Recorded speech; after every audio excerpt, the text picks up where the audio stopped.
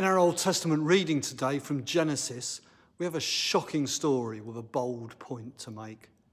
God had promised Abraham that he would be the father of many nations, and Isaac was his son that would begin to bring this prophecy to fulfillment.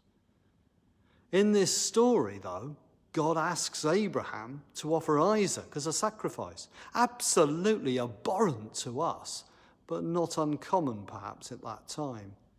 At the last minute, though, God makes it clear that he's not to do it. But the story is here to remind us that all we have comes from God, and we ought to be able to offer all that we have to God. I want to talk to you today a little about our vision for Sacred Trinity. I believe that we as a church community are grateful for all that we have, and we want to grow in God, and so that we can serve God in this place. As we come out of lockdown, we're aware of all the troubles and sorrows of this pandemic and its economic fallout. But we also have gratitude for the life that we have and for the community that we are part of. We have also found that we've been able to make good use of the internet to be church without a building. We seem to have learned some good lessons about community and about what is really important. As we edge towards being able to use the church building again, we want to be much more than just a group of people that meet in a nice historic building. We want to be a community of faith, growing in Christ and growing in service to our community in our part of Salford and in and around the city centre. Some of us have been chatting about how we can be a little more organised and deliberate about growing and learning. Carol Dweck, a professor of psychology at Stanford University, has written about the growth mindset. Our mindset is a set of presuppositions or beliefs that we have about ourselves.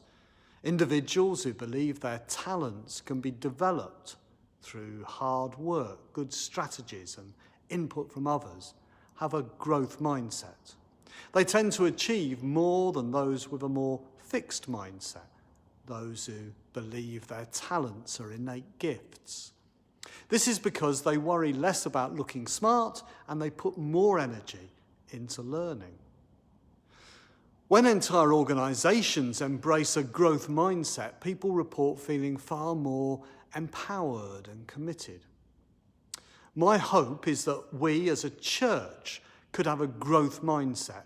We come together as a group of individuals with lots of unique talents, but without feeling that we are somehow perfectly formed individuals, but as people who want to learn and to grow.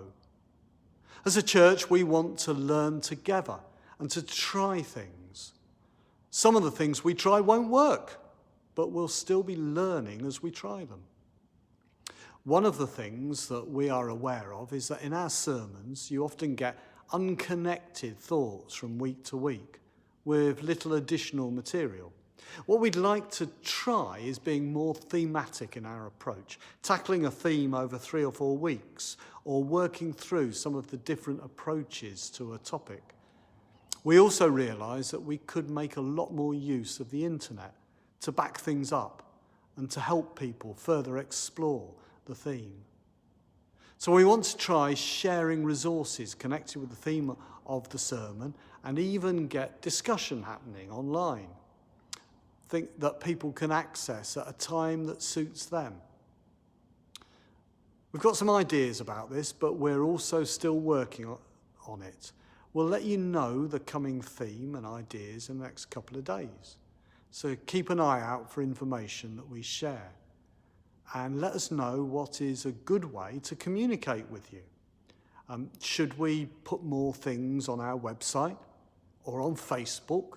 Or how should we use Instagram? Should we set up a church WhatsApp group? What would work for you?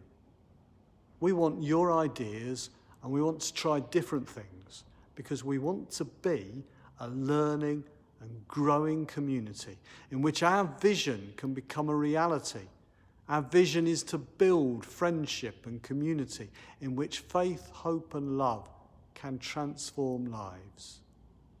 May God give us humility and strength and courage in this task.